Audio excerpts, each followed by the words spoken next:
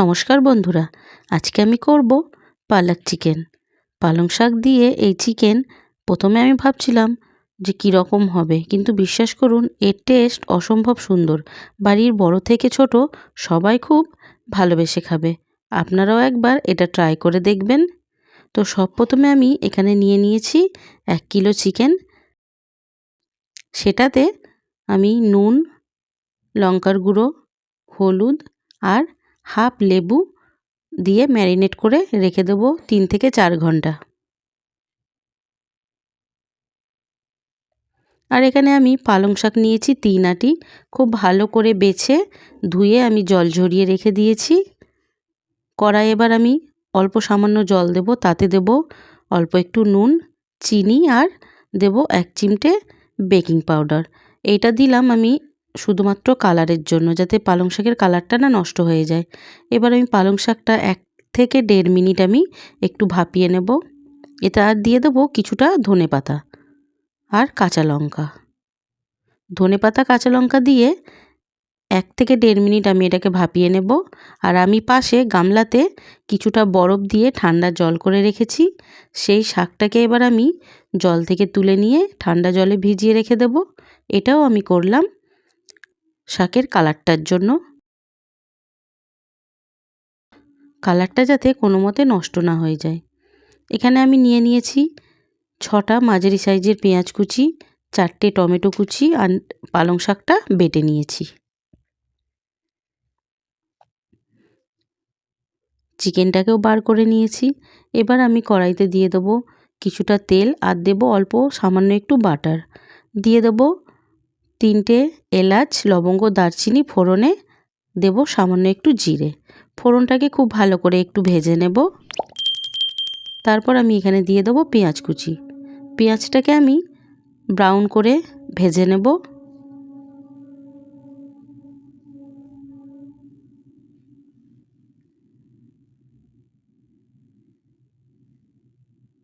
পেঁয়াজটা আমার ব্রাউন করে ভাজা হয়ে গেছে। এবার আমি এতে দিয়ে দেবো কুচানো টমেটো। টমেটোটা দিয়েও একবার খুব ভালো করে নেড়ে নেব। এবার আমি এতে দিয়ে দেবো পরিমাণ মতো নুন।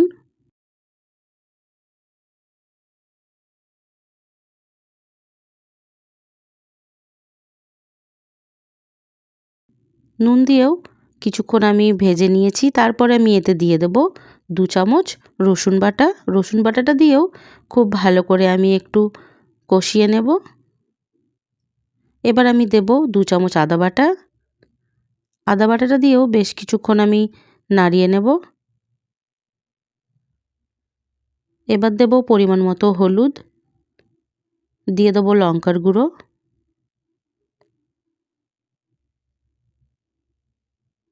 সব কিছু একসঙ্গে খুব ভালো করে মিশিয়ে নেব আর কিছুক্ষণ কষতে দেব। মশলাটা প্রায় কষানো হয়ে গেছে। এবার আমি এতে দিয়ে দেব সামান্য একটু কাসুরি মেথি আর দেব 1 চামচ চিকেন মশলা। মশলাটা কষিয়ে নেব যতক্ষণ না তেল ছেড়ে আসছে। মশলা থেকে তেল ছেড়ে গেছে। এবার আমি এতে ম্যারিনেট করে রাখা চিকেনটাকে দিয়ে দেব। ম্যারিনেট করে রাখা চিকেনটাকে দিয়েও খুব ভালো করে একটু নাড়িয়ে নিয়ে ঢাকা দিয়ে এটাকে আমি রান্না হতে দেব।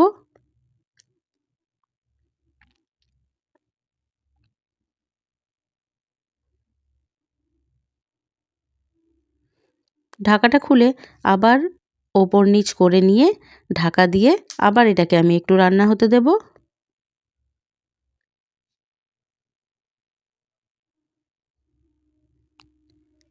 বারে বারে ঢাকা খুলে চিকেনটাকে একটু ওপর নিচ করে দিতে হবে।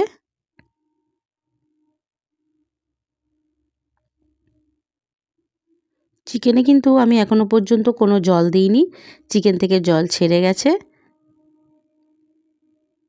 এবার আমি এতে দিয়ে দেব বেটে রাখা পালং শাকটা। শাকটা দিয়েও খুব ভালো করে চিকেনের সঙ্গে নেড়ে নিয়ে আবার আমি ঢাকা দিয়ে এটাকে রান্না হতে দেব। 2-3 মিনিট পর পর এটাকে একবার ঢাকা খুলে ভালো করে নেড়ে দিতে হবে।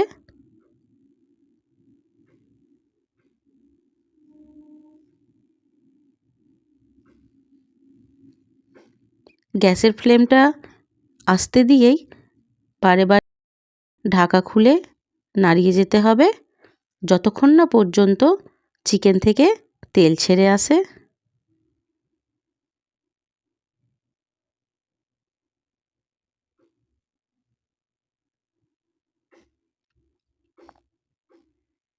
দেখুন চিকেন থেকে প্রায় তেল ছেড়েই এসেছে। এরমভাবেই ঢাকা দিয়ে আমি এটাকে রান্না হতে দেব। এদিকে আমি এবার ওতে তড়কা লাগানোর জন্য নিয়ে নিয়েছি একটা ফ্রাই প্যান। ফ্রাই প্যানে কিছুটা বাটার আমি দিয়ে একটু গলিয়ে নেব। এবার আমি এতে দিয়ে দেবো একটা রসুনকে আমি কুচিয়ে রেখেছি। কুচি করে রাখা রসুনটা ভেজে নেব আর দেবো এতে কাশ্মীরি লাল লঙ্কার গুঁড়ো।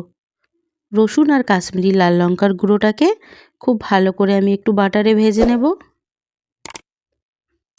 ভেজে নিয়ে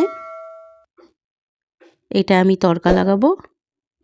চিকেন থেকে দেখুন তেল কিন্তু সম্পূর্ণ ছেড়ে দিয়েছে, মানে আমার রান্না কিন্তু হয়ে গেছে।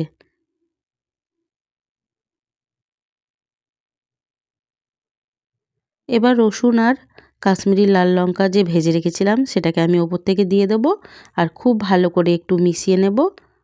পালক চিকেন আমার সম্পূর্ণ রেডি হয়ে গেছে। এবার আমি এতে ওপর থেকে দিয়ে দেব সামান্য একটু বাটার। ব্যাস রেডি আমার পালক চিকেন।